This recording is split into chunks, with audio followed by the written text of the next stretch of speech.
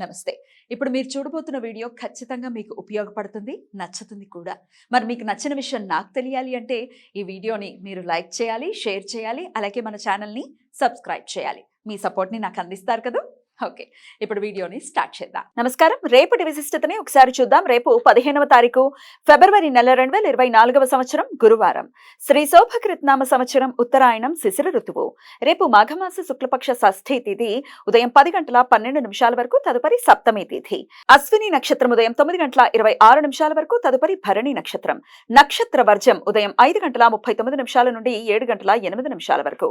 మరలా సాయంత్రం 6 గంటల 46 నిమిషాల నుండి రాత్రి 8 గంటల 19 నిమిషాల వరకు.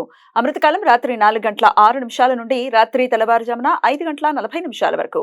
హైదరాబాద్ ప్రాంతం వారికి రేపు సూర్యోదయం ఉదయం 6 గంటల 43 నిమిషాలకు, సూర్యాస్తమయం సాయంత్రం 6 గంటల 18 నిమిషాలకు, చంద్రోదయం ఉదయం 10 గంటల 38 నిమిషాలకు, చంద్రాస్తమయం రాత్రి 11 గంటల 50 నిమిషాలకు. అభిజిత్ ముహూర్తం మధ్యాహ్నం 12 గంటల 7 నిమిషాల నుండి 12 గంటల 54 నిమిషాల వరకు. దుర్ముహూర్తం ఉదయం 10 గంటల 35 నిమిషాల నుండి 11 గంటల 21 నిమిషాల వరకు. మరలా మధ్యాహ్నం 3 గంటల 12 నిమిషాల నుండి 3 గంటల 59 నిమిషాల వరకు.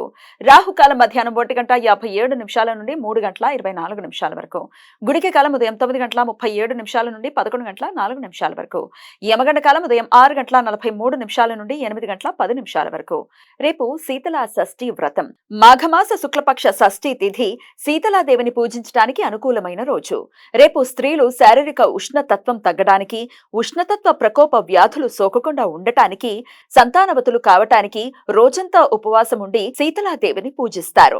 గురువారం అశ్విని నక్షత్ర కలయిక ఉండటంతో సర్వార్థ సిద్ధి యోగం రేపు సూర్యోదయం నుండి ఉదయం 9 గంటల 26 నిమిషాల వరకు ఉంటుంది. ఈ సమయంలో నూతన వ్యాపార ప్రయత్నాలు చేయడానికి, కొత్త పనులు ప్రారంభించడానికి అనుకూలం. ఈ సమాచారాన్ని మనకందించిన వారు మేడికొండూరు విశ్వనాథ్ ప్రసాద్ గారు. ఆయనకు కృతజ్ఞతలు తెలియజేస్తూ శీతలాదేవి స్మరణతో సమస్త సన్మంగళాని భవంతు. నమస్కారం.